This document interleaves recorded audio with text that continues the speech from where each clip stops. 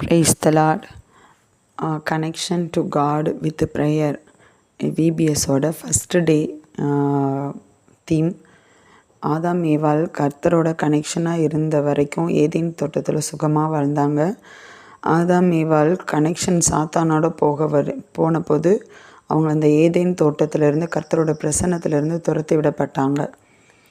அடுத்து ஏனோக்கு பார்க்குறப்போ ஏனோக்கு கர்த்தரோட கனெக்ஷனில் இருந்தபோது மரணம் அப்படின்ற அந்த வலி வேதனைக்குள்ளே கடந்து போகாமல் எடுத்துக்கொள்ளப்பட்டாங்க.